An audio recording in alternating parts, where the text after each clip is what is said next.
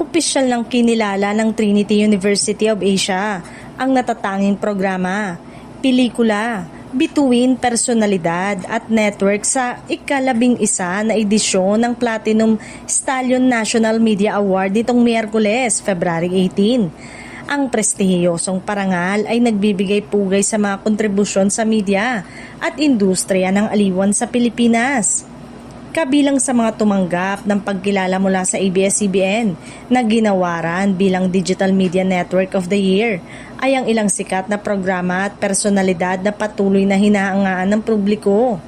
Ang noontime show na It's Showtime ay ginawaran bilang Best Noontime Show, habang ang morning talk show na Magandang Buhay ay tinanghal bilang Celebrity Talk Show of the Year. Samantala, ang seryeng What Lies Beneath ay kinilala bilang socially relevant TV series na nagbibigay diin sa mahalagang isyong panlipunan. Sa larangan ng pelikula, kinilala si Angelica Panganiban bilang Best Film Actress para sa kanyang mahusay na pagganap sa pelikulang Anne Mary.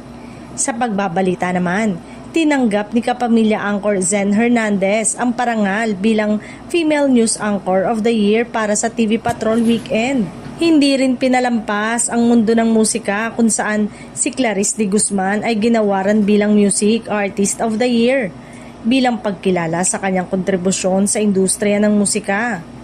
Ayon sa mga organizer, masisilayan ang buong listahan ng mga nagwagi sa Facebook page ng Platinum Stallion Media Award na nagbibigay ng inspirasyon at pagbibigay pugay sa mga natatanging tagumpay sa media.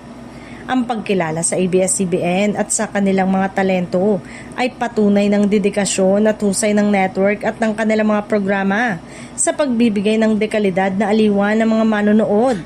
Patunay din na kahit walang prangkisa ay talaga namang umaangat ang mga kapamilya.